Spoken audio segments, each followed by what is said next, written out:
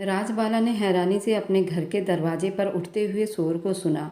तो आज से पहले ऐसा कभी नहीं हुआ था जब ठाकुरों के घर से आई हुई गाड़ियां उसके दरवाजे के सामने रुकी हो। उस टाइम बाहर चलती हुई फायरिंग से उसका दिल दहल गया। जहां ठाकुरों का नाम आते ही वैसे ही उनके चेहरे की रंगत गायब हो जाती थी, वहीं उस वक्त अपने दरवाजे के सामने ठाकुरों को देखकर उसके दिल की धड़कन तेज हो गई थी। हे भगवान, उसने अपना दिल थामे हुए अपने दिल पर हाथ रखा और बाहर की तरफ कदम बढ़ा दिए। जब बाहर भानु प्रताप को देखकर उसका चेहरा डर से पीला पड़ गया था। जल्दी से आगे बढ़ते हुए भानु प्रताप के सामने हाथ जोड़कर खड़ी हो गई। सब ठीक तो है साहब जी? आप इस वक्त यहाँ वैसे ही ठाकुरों के आन बान शान से और दबदबे से ही हमारे पूरे इलाके में इनका डर माना जाता था। और उस वक्त भानु प्रताप को इस तरह गुस्से में देखकर कैसे ना डरते। अभी इस वक्त बाहर आ जाओ और अपनी बेटी को बुलाकर बाहर ले आओ। भानु प्रताप ने अपने सफ़ेद कॉटन का गमछे के पल्लू अपने कंधे पर रखते हुए गुस्से से लाल होते हुए उसने कहा था, जबकि अपनी बेटी का नाम सुनते ही वह थर थर काँपने लगी। न जाने क्या हुआ था, हर वक्त ही उसका दिल अपने बेटे से गुस्सैली भरी आदत और उसके दोस्त यारों की वजह से उसको डर में डालता रहता था। और आज उस डर ने हमारे दरवाजे पर जैसे क़यामत खड़ा कर दिया था। और आज उसे पूरा विश्वास हो चुका था कि कुछ न कुछ तो गलत हुआ है। तभी भानु प्रताप के गुस्से का निशाना बनने के लिए उस वक्त उसके सामने अपना हाथ जोड़कर उनके पैरों में पड़ी थी। साहब जी, मुझे बताइए तो सही। उसने डरते हुए उनके कदमों के पास बैठकर भानु प्रताप को रोते हुए कहा, अभी और इसी वक्त अंदर जाओ और अपनी बेटी को बुला कर लाओ। वह गुस्से में इतनी तेज से दहाड़ रहा था कि हवा में बस उनका डर ही फैला हुआ था। वह उनकी दहाड़ की वजह से डरी हुई थी। गली के लोग अपने घरों से झांकते हुए बाहर देख रहे थे, जबकि उसके आदमियों ने अपने अपने हाथों में रिवॉल्वर उठा रखे थे। जैसे उनके कहने की देरी थी और फायरिंग शुरू हो जाती। इस इलाके के लोगों के लिए ये एक पहेली बन गई थी। न जाने उसे किस जुर्म की बदले बाहर बुलाया जा रहा था, जबकि इतनी तेज दहाड़ को सुनते ही वे जल्दी से उनके पैरों से उठी और भागकर घर के अंदर दौड़ लगा दी। अंदर जाकर भी उसे चैन नहीं आया। जल्दी से पीहू के कमरे की तरफ बढ़ी, जो अभी ट्यूशन से बच्चों को पढ़ा कर आई थी और अभी अभी लेटी ही थी। उसने जल्दी से दरवाज़ा खटखटाते हुए उसे गहरी नींद से जगाया था। जल्दी उठो और मेरे साथ बाहर आओ। अपने माँ का पीला पड़ता चेहरा, कांपते हुए होंठ उसे हैरानी में डालकर रखे थे। क्या हुआ माँ? उस वक्त बाहर जाने का कारण उसे समझ नहीं आया था। तभी नींद से आंखें खोलते हुए वह माँ को देखने लगी। भगवान के लिए पीहू, नीचे चलो और आओ, बाहर आओ। भानु प्रताप हमारे दरवाजे पर आकर खड़े हैं। ओहो, क्या हुआ माँ? भानु प्रताप ही तो हमारे दरवाजे पर खड़े हैं। कोई क़यामत तो दरवाजे पर नहीं आ गई ना माँ? उसे हमेशा की तरह अपनी माँ को डर से घबराता हुआ उसे बहुत बुरा लगता था। भगवान के लिए पीहू, मेरे साथ जिद मत करो, अभी तुम बाहर आओ। राजबाला ने आगे बढ़ते हुए उसके हाथ को थामकर उसे बेड से नीचे उतार दिया, जबकि आंखों में नींद अभी भी सवार थी। उसके बिखरे हुए हुलिये वह जल्दी से नीचे गिरे हुए अपने दुपट्टे को उठा ली। माँ, मुझे बताओ तो हुआ क्या है? उसका दिल चाह रहा था कि इसी वक्त माँ के साथ साथ खुद भी कमरे में बैठ जाए और दरवाज़ा बंद कर दे। उसे हमेशा ही ठाकरों की ऐसी आदत पर बहुत गुस्सा आता था। वह अपने से कम हैसियत वाले लोगों को कीड़े मकोड़ों की तरह समझते थे, जबकि वो हमेशा यही सोचती थी कि हर आदमी अपने घर से भगवान का दिया हुआ ही खाता है और ये ठाकुर किसी के भगवान तो नहीं हो सकते। बस तुम बाहर चलो। भानु प्रताप को इंतज़ार पसंद नहीं है। बेटी, उससे पहले कि वह घर के अंदर दाखिल हो जाए, वह जानती थी कि भानु प्रताप कभी भी किसी के घर की दहलीज पार नहीं करता था। इसलिए डर से कांपते हुए उसके कदम डगमगा रहे थे। मेरा हाथ छोड़ दो माँ, मुझे बताओ तो हुआ क्या है? उसने अपना हाथ जोर लगाकर माँ से छुड़वा लिया था। उसकी माँ हमेशा ही उसकी आदत पर बहुत गुस्सा करती थी। समंदर में रहते हुए भी उस लड़की को मगरमच्छ से दुश्मनी करने का ज़्यादा ही शौक था। पीहू, भगवान के लिए मेरे साथ आओ। इस बार उसने पीहू को जोर से घसीट लिया था, जबकि अपनी जिद पर अड़ी हुई वह अभी भी मुंह बनाते हुए बाहर की तरफ जा रही थी। जब दरवाजे से बाहर निकलते हुए उसे हकीकत का पता चला, उस वक्त भानु प्रताप, उसके आदमी सभी वहां रिवॉल्वर लिए खड़े थे। जबकि भानु प्रताप का चेहरा गुस्से से इस तरह लाल था, वह खुद भी डर से कांप कर रह गई थी। उसे उठाओ और गाड़ी में डालो, उसने अपने आदमियों से कहा था। जब उसके आदमियों ने उसके कहने पर 1 मिनट की देरी लगाए बिना, वह तो पहले से ही इंतजार में खड़े थे, वह जल्दी से आगे बढ़ते हुए पीहू को पकड़ने लगे। जब राजबाला ने जल्दी से आगे बढ़ते हुए उसके कदमों में अपना दुपट्टा रख दिया, साहब बताइए तो सही, आखिर कौन सी हमसे गलती हो गई है। वह रोते हुए उसकी विनतियाँ कर रही थी। तुम्हारे बेटे ने मेरी बहन का घर बर्बाद कर दिया है। मेरे बहनोई को शराब के अंदर जहर मिलाकर पिला दी है इसने, और उसकी मौके पर ही मौत हो गई है। वह इतने गुस्से से दहाड़ रहा था। दोनों माँ बेटी ने अपने दिल को मुट्ठी में थामे हुए मुंह पर हाथ रख लिए। उसे अपने भाई के ऐसी हरकतों पर हमेशा डर रहता था, और आज उनका डर हकीकत में बदल चुका था और उसके सामने खड़ा था। ये आप क्या कह रहे हैं साहब जी? वह चीख पड़ी थी जब उसके हलक से निकलती हुई आवाज़ एक माँ का दर्द सुन रही थी। भानु प्रताप को खुद भी ऐसी रस्मों से बेहद नफरत थी, लेकिन आज अपनी बहन को विधवा होते देखकर उसके तन बदन में आग लग गई थी, और जिंदगी से मजबूर होकर वह ये कदम उठाने पर तैयार हुआ था। मैं जो कुछ कह रहा हूँ अपने होश हवास में कह रहा हूँ। जब ये तय है कि जान के बदले जान, नहीं तो उसके बदले गुलामी, जो तुम्हारी बेटी को अब पूरी ज़िंदगी करनी पड़ेगी। मैं तुम्हारे बेटे को खड़े खड़े गोली मार देता, लेकिन मैंने तुम्हारे बुढ़ापे का ख्याल किया और उसके बदले में तुम्हारी बेटी को लेकर जा रहा हूँ। अगर आज तुम्हारा बेटा मेरे सामने होता तो मैं उसकी खाल उधेड़ कर रख देता, लेकिन आज के बाद मुझे गांव में वह नज़र नहीं आना चाहिए। उसने पीहू की तरफ देखा भी नहीं था। अपना पीठ पीछे जब राजबाला अपना दोनों हाथ सर पर रखते हुए चीख पड़ी थी, साहब जी भगवान के लिए ये सब मत कीजिए। अगर मेरे बेटे की गई गलती के बदले मेरी बेटी को लेकर जाते हो तो भगवान के लिए उससे शादी कर लीजिए, ताकि मेरे दिल को तसल्ली हो जाए कि वो किसी नाजायज़ रिश्ते में नहीं जा रही। वह जानती थी कि गलती के बदले में लाई हुई लड़कियों के साथ क्या व्यवहार किया जाता है, इसलिए उसने हाथ जोड़ते हुए भानु प्रताप के पैरों में बैठकर विनती की थी, जबकि भानु प्रताप की आंखों में साफ दिखाई दे रहा था कि क्या मैं तुम्हारी बेटी से शादी करूंगा? मुझे लगता है तुम पागल हो चुकी हो। वह अभी भी गुस्से से चीख रहा था। आज तक भानु प्रताप से किसी ने इस तरह का शब्द अपनाते हुए नहीं देखा था। वह जिस तरह नरम दिल का इंसान था, गांव के लोगों ने इतना नरम दिल इंसान कभी ठाकरों की नस्ल में नहीं देखा था। लेकिन बाहर की पढ़ाई और परवरिश ने उसे हद तक नरम दिल और इन बेहुदा रस्मों के खिलाफ कर दिया था। आज पीहू के भाई की गलती की वजह से ये सब हुआ था, इसलिए अपनी बहन का सफ़ेद कपड़ा उसके तन पर देखकर यह अपने आपे से बाहर हुआ था, और उसके गुनहगार को वही तड़प और सज़ा देने के लिए उठ खड़ा हुआ था। आज हकीकत में लोगों ने उसके दूसरे रूप का सामना भी किया था, जो हकीकत में लोगों को डरा कर रख देने वाला था। साहब, आपको अपनी माँ की कसम, आज एक माँ की विनती मत ठुकराइए। राजबाला का रो रो कर बुरा हाल था, जबकि पीहू की आंखों से भी आंसू बह रहे थे। जहाँ वह खुद को बहादुर लड़की समझती थी, वह अपने भाई की गलती की वजह से कुछ बोलने के लायक भी नहीं थी। भानु प्रताप का गुस्सा और जिद उस वक्त उसको बिल्कुल ठीक मालूम हो रहे थे, जबकि दुपट्टे के पल्लू में मुंह छुपाए वह बहुत तेज रो रही थी। आज उसके सारे सपने बिखर गए थे। अपनी माँ से बिछड़ने का दुख, अपनी जिंदगी को बर्बाद होता देखकर बस सिसकियों से रो पड़ी थी। उसे विश्वास नहीं हो रहा था, ये दिन भी देखना बाकी था, जबकि राजबाला की विनती और अपनी माँ की दी हुई कसम की लाज रखते हुए वह कुछ नरम पड़ा था। उसने अपने आदमियों की तरफ देखते हुए मजबूर होकर उसने ये हुक्म किया था कि जाकर पंडित जी का इंतज़ाम करो। अपनी माँ की कसम को वह तोड़ नहीं सकता था, और शायद इसलिए उसने एक माँ का दिल रखने के लिए ये कदम उठा लिया था। वह पलटकर उस घर में बैठ गया, जबकि अपनी बेटी को जल्दी से दुपट्टा उड़ाते हुए वो कमरे में ले गई। तुम्हारे भाई ने जो कुछ किया है मैं उसके लिए शर्मिंदा हूँ, लेकिन ठाकुरों की हवेली में तो तुम एक दासी बनकर जा रही हो। बस अपनी माँ की इतनी लाज रख लेना कि भानु प्रताप ने तुमसे शादी की है। जैसा भी दिन हो बिता लेना, और फिर मुझे उम्मीद है एक दिन ये मुसीबत भी टल जाएगी। अपनी बेटी को समझा रही थी। उसे देखकर उसने एक अविश्वास सी तसल्ली ले ली। वो माँ थी और उसके अलावा कुछ नहीं कर सकती थी। जानती थी कि ठाकुरों की जिद और अकड़ के सामने कोई नहीं टिक पाता, और आज उस हकीकत ने अपने पति की मौत और अपने बेटे की गलत संगत पर अफसोस हो रहा था। अपने बेटे की गलती पर वह हमेशा ही डरी रहती, लेकिन आज उसे पता चला था कि उसके बेटे की वजह से उसकी बेटी की ज़िंदगी भी खराब हो गई है।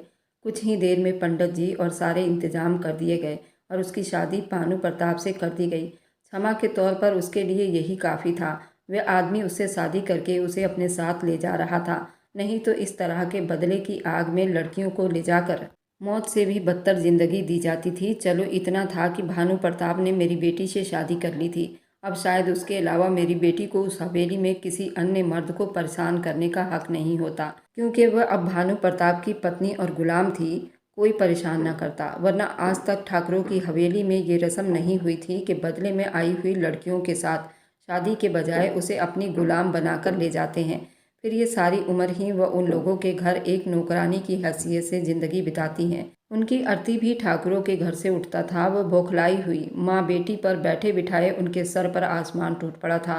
भानु प्रताप ने शादी के बाद उसे अपनी गाड़ी में डाला और गाड़ियों का मुंह हवेली की तरफ मोड़ चुका था, जबकि राजबाला रोते रोते दरवाजे की दहलीज पर बैठ गई। सब कुछ एक रेत की तरह उसकी मुट्ठी से सरकता चला गया था। वह सब कुछ खो चुका था जिसके लिए उसने कभी सोचा भी नहीं था।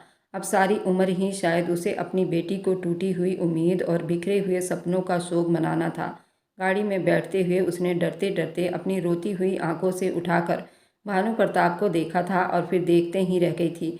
उसकी पर्सनैलिटी तो बहुत अच्छी थी, बड़ी बड़ी आंखें जिसमें उस वक्त गुस्से की लाली दिखाई दे रही थी, उसका लंबा चौड़ा कद, उसकी शानदार बॉडी। कोई भी उसे देखता तो बस देखता ही रह जाता। लेकिन इस वक्त एक दूसरे पर गुस्सा थे। हद से ज़्यादा गोरा और सफ़ेद रंग, जिसमें उस वक्त गुस्से की वजह से लाली छाई हुई थी।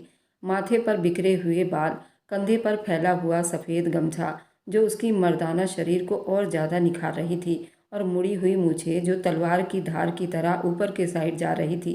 भारी भारी दाढ़ी। शायद वह इतना खूबसूरत था, कोई भी लड़की उसके तरफ देखती तो बस देखती ही रह जाती। क्या हो जाता अगर वह उसे और वक्त में मिला होता। उसके दिल में एक अनजानी सी खुशी हुई। वह लड़की भी बालिग, उस उम्र में किसी भी मर्द का दिल हार जाना कोई मामूली बात नहीं थी, जबकि मर्द भी अगर सामने मौजूद भानु प्रताप जैसा हैंडसम हो तो कोई भी लड़की बुरी तरह से उस पर फिदा हो जाए। अगर वह उस पर बुरी तरह से फिदा नहीं हुई थी तो एक नज़र में उसने इतना मान लिया था कि वह उससे ज़्यादा खूबसूरत था, जबकि भानु प्रताप ने एक नज़र भी उस पर डालना गवारा नहीं किया था। उस वक्त उसकी नज़रें सामने शीशे पर मौजूद थी। न जाने किन अनजानी और अनचाही सोचों में वह गुम था। शायद उसे उस वक्त अपनी बहन की टूटी हुई बिखरी हुई जिंदगी उसे परेशानी में डाल रही थी। पीहू बेकाबू होकर अपने भाई पर गुस्सा करने लगी थी। उसके भाई ने ये हरकत करने के बाद उसकी ही नहीं अपनी ज़िंदगी को भी ख़राब कर दिया था। एक बार फिर अपनी हैसियत और अपने भाई का गुनाह याद आने पर वह फूट फूट कर रो पड़ी थी, जबकि बदले में भी उसका ध्यान उसके तरफ नहीं था। कुछ ही देर के बाद गाड़ी आलीशान हवेली के सामने आकर रुक गई।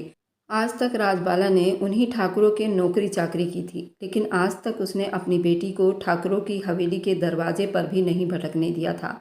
उसने अपने बेटे के साथ साथ अपनी बेटी को भी इज्जत की रोटी खिलाती थी।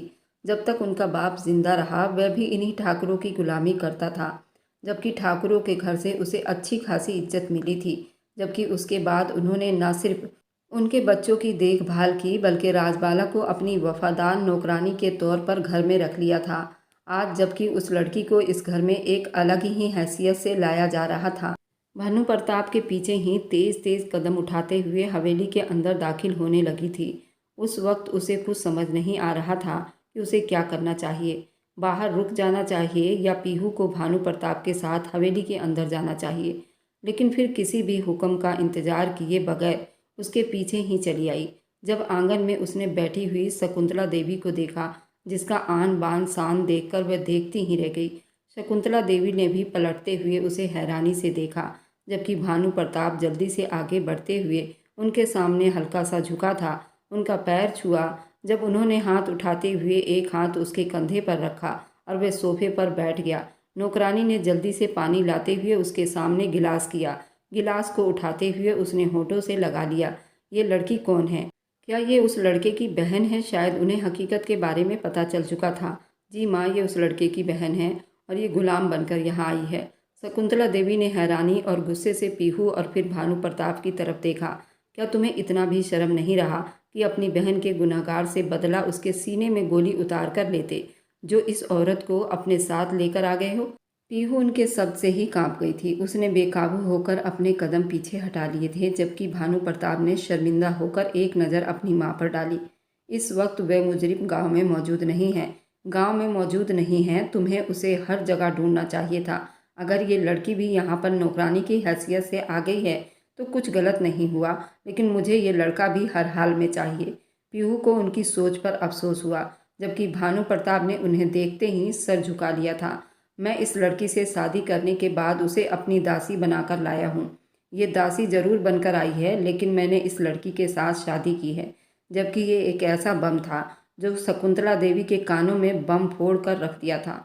वह गुस्से और हैरानी से पलटी और कितनी ही देर भानु प्रताप को देखती रह गई, जैसे उन्होंने अपने बेटे की परवरिश पर यकीन ना हुआ हो। जो कुछ मैंने सुना है, क्या ये सही है? उन्होंने एक बार फिर उसकी जांच की। माँ, मैंने इस लड़की के साथ शादी की है। भानु प्रताप ने एक बार फिर अपनी नज़रों को झुका लिया। गिलास उठाते हुए उन्होंने अपने गुस्से को दिखाते हुए गिलास फर्श पर दे मारा था, जबकि गिलास का कांच इधर उधर बिखरता चला गया। मुझे तुमसे ये उम्मीद नहीं थी भानु प्रताप। तुमने बदले की आग में उस लड़की को दासी नहीं बल्कि मेरे सीने पर मूंग दलने के लिए लेकर आए हो। यानी ये लड़की मेरी बहू की हैसियत से इस हवेली में आई है। इसकी माँ ने मुझे आपकी कसम दे दी थी और उसने इस लड़की से शादी करने की विनती की थी। वैसे भी राजबाला हमारी पुरानी वफादार नौकरानी है। उसने अपनी तरफ से इस छोटी सी भीख को मांगी थी। ठीक है, ठीक है, अगर तुम्हें मेरी कसम ही दी गई थी तो तुमने मेरी कसम की लाज निभाते हुए इस लड़की से शादी कर ली। लेकिन मेरा हुक्म है कि तुम उसे अभी और इसी वक्त डिवोर्स दोगे, उसने कहा। और पीहू का दिल धड़क उठा था। क्या होता अगर वह आदमी उसे खड़े खड़े डिवोर्स दे देता? जरूर उसकी ज़िंदगी बर्बाद हो जाती। नहीं माँ, मैं आपसे माफ़ी चाहता हूँ, लेकिन मैं उसे डिवोर्स नहीं दे सकता क्योंकि मैं खुद ऐसी रस्मों के खिलाफ हूँ। पहले ही ये लड़की दासी बनकर यहाँ आ चुकी है। फ़िलहाल अब उसे डिवोर्स देने का कोई सवाल पैदा नहीं होता। उसने ज़िंदगी में शायद पहली बार अपनी माँ के हुक्म को झुठलाया था। जबकि शकुंतला देवी के चेहरे की रंगत गुस्से से लाल हो चुकी थी। तो फिर यूँ कहो कि तुम्हारे रगों में माँ के दूध और ठाकुरों के खून के असर नहीं हो रहे। उन्होंने खुलेआम शब्दों में उसे गाली दी थी, जबकि भानु प्रताप हैरानी से उन्हें देखता रह गया। आप मेरे खून और मेरी वफा को गाली नहीं दे सकती माँ। वह गुस्से में मुट्ठियां दबाते हुए उनके सामने आकर खड़ा हुआ था।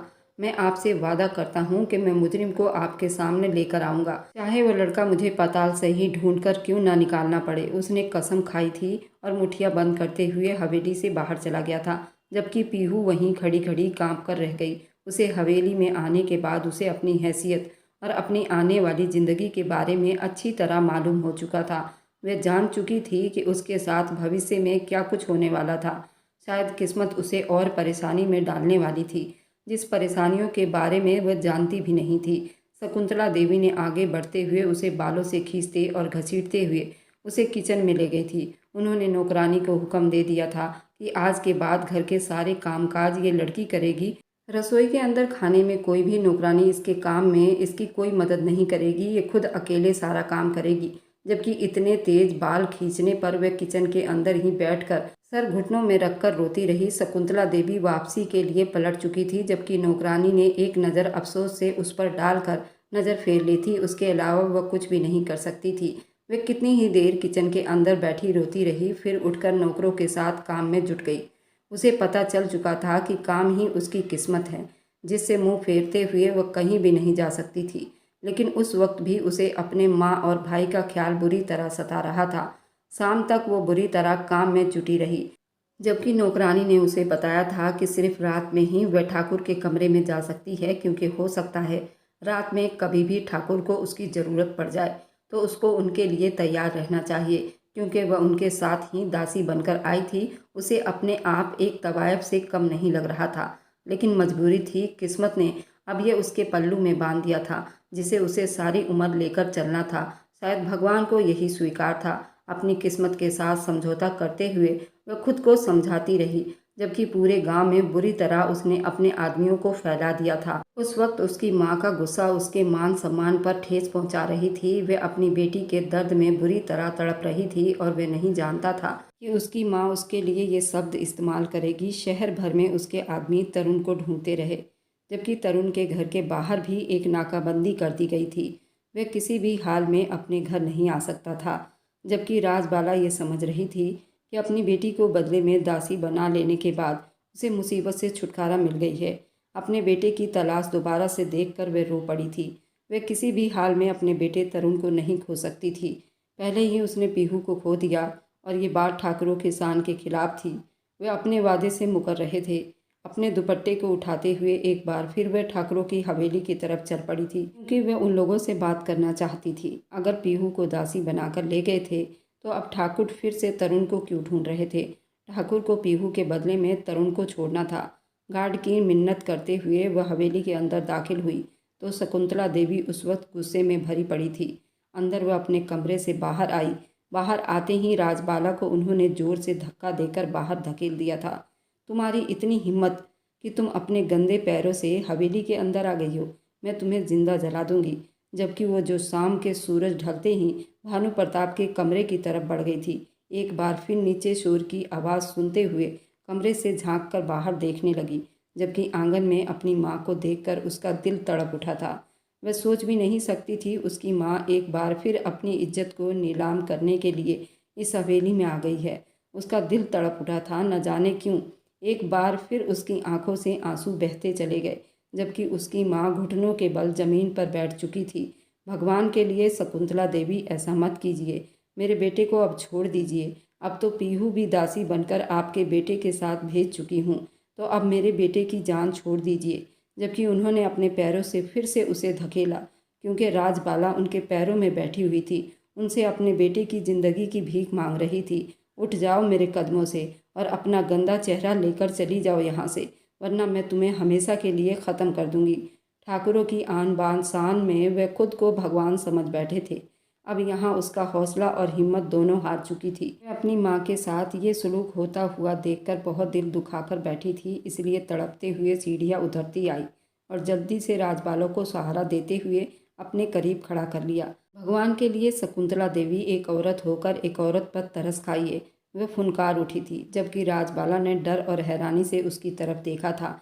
आज तक ठाकुरों की हवेली में किसी नौकरानी ने इतनी हिम्मत नहीं की और ना ही किसी ने इस शब्द में बात की थी। वह जानती थी कि उनकी बेटी का अंजाम क्या हो सकता है। जब शकुंतला देवी हैरानी और गुस्से से उसकी तरफ देख रही थी, तुम्हारी इतनी हिम्मत कि तुम मेरे सामने जुबान चलाओ, लगता है आप इंसानियत को भूल चुकी हैं और मुझे मजबूर कर रही हैं कि मैं आपके सामने जुबान चलाऊं। इससे पहले कि वे और ज़्यादा कुछ बोलती, वह दरवाजे के अंदर आते हुए भानु प्रताप ने उसे इस तरह अपनी माँ से बात करते हुए देखा तो वह नहीं जानता था वह लड़की उसकी माँ के सामने इस शब्द में बात करेगी। जबकि शकुंतला देवी उसे देखते हुए उसकी तरफ पलटी थी। बहुत खूब, मतलब कि अब ये दिन देखना भी बाकी था। मुझे अफसोस होता है तुम्हारी परवरिश पर। अब भानु प्रताप अपनी माँ की इस बात पर उन्होंने एक गहरी अफसोस से उसकी तरफ कदम उठाते हुए अंदर दाखिल हुआ था। गुस्से से उसकी बाजू पकड़ते उसके मुंह पर थप्पड़ों की बरसात कर दी थी और उसे घसीटते हुए अपने साथ ही ले गया था। जबकि उसका लाल दुपट्टा वहीं आंगन में बिखर कर रह गया था। शायद वह भी अपनी लाचारी पर अफसोस कर रही थी। जबकि अपनी बेटी को इस हाल में तड़पते हुए देखकर राजबाला तड़पते हुए वहां से वापस चली आई थी। वह नहीं चाहती थी कि उस आने वाली क़यामत को अपनी आंखों से देखे और यहीं खड़े खड़े मर जाए। अपने दोनों बच्चों का दुख से अंदर से घायल कर चुका था। हवेली से निकलते हुए एक माँ अपनी बेटी को इस हाल में देखकर तड़प रही थी, जबकि एक माँ उस लड़की की चीख पुकार सुनते हुए अपने कलेजे में ठंडक महसूस कर रही थी। उस लड़की को भी तो पता होना चाहिए कि शकुंतला देवी के सामने जुबान चलाने का अंजाम क्या होता है। भानु प्रताप ने गुस्से से उसे घसीटते हुए कमरे में ले जाकर फेंका, जबकि उसका दुपट्टा आंगन में ही गिर चुका था। उस वक्त वह अपने खूबसूरत फिगर और चेहरे के साथ उसके सामने थी, जबकि यूं घसीटे जाने की वजह से पीहू के सर के बाल खुलकर बिखर गए थे। वह औंधे मुंह बिस्तर पर गिरी पड़ी थी, जबकि भानु प्रताप हैरानी से उसे देखता रह गया था। शायद उस वक्त जब उसने शादी की थी तब पीहू को उसने नहीं देखा था।